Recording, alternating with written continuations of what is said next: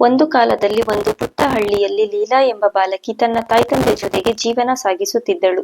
ಸುಂದರ ಪ್ರಕೃತಿಯ ನಡುವೆ ಬೆಳೆದ ಲೀಲಾ ಹಳ್ಳಿಯ ಗದ್ದೆಗಳಲ್ಲಿ ಕೆಲಸ ಮಾಡುವುದು, ಜಾನುವಾರುಗಳಿಗೆ ಮೇವು ಹಾಕುವುದು, ಬಾವಿಯಿಂದ ನೀರು ತರುವುದನ್ನು ಇಷ್ಟಪಡುತ್ತಿದ್ದಳು. ಶಾಲೆಗೆ ಹತ್ತಿರದ ಹಳ್ಳಿಗೆ ನಡೆಯುತ್ತಾ ಹೋಗುತ್ತಿದ್ದಳು. ಅವಳಿಗೆ ಓದಿನ ಮೇಲೆ ತುಂಬಾ ಆಸಕ್ತಿ. ಹಳ್ಳಿಯ ಬಡತನದಲ್ಲಿ ಬೆಳೆದರೂ ಲೀಲಾ ತನ್ನ ಕನಸುಗಳನ್ನು ನನಸು ಮಾಡಿಕೊಳ್ಳಲು ಪ್ರತಿದಿನವೂ ಏನಾದರೂ ಹೊಸದು ಕಲಿಯಲು ಪ್ರಯತ್ನಿಸುತ್ತಿದ್ದಳು. ಅವಳ ಬುದ್ಧಿವಂತಿಕೆ ಮತ್ತು ಪ್ರಾಮಾಣಿಕತೆಗೆ ಶಿಕ್ಷಕರು ಮೆಚ್ಚುಗೆ ವ್ಯಕ್ತಪಡಿಸುತ್ತಿದ್ದರು. ಒಂದು ದಿನ ಜಿಲ್ಲೆಯಲ್ಲಿ ನಡೆದ ಹಾಸ್ಯ ಕಥಾ ಸ್ಪರ್ಧೆಯಲ್ಲಿ ಲೀಲಾ ಭಾಗವಹಿಸಿ ಮೊದಲ ಬಹುಮಾನ ಗೆದ್ದಳು. ಅವಳ ಪ್ರತಿಭೆ ನೋಡಿ ಎಲ್ಲ ಆಶ್ಚರ್ಯಚಕಿತರಾದರು.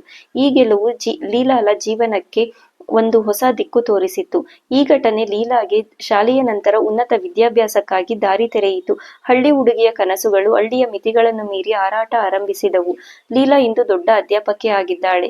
ತನ್ನ ಹಳ್ಳಿಗೆ ಮರಳಿ ಬಂದು ಮಕ್ಕಳಿಗೆ ಕಲಿಸುತ್ತಿದ್ದಾಳೆ. ಅವಳು ಬಡತನದಲ್ಲಿ ಬೆಳೆದಿದ್ದರೂ ಕನಸುಗಳನ್ನು ಅನುಸರಿಸಿದವರಿಗೆ ಜೀವನದಲ್ಲಿ ಏನೂ ಅಸಾಧ್ಯವಲ್ಲ ಎಂಬುದಕ್ಕೆ ಜೀವಂತ ಉದಾಹರಣೆಯಾಗಿದ್ದಾಳೆ. ದಯವಿಟ್ಟು ನಮ್ಮ ವಾಹಿನಿಯ ಚಂದಾದಾರರಾಗಿ ನಿಮ್ಮ ಅನಿಸಿಕೆ ಅಭಿಪ್ರಾಯಗಳನ್ನು ತಪ್ಪದೆ ತಿಳಿಸಿ.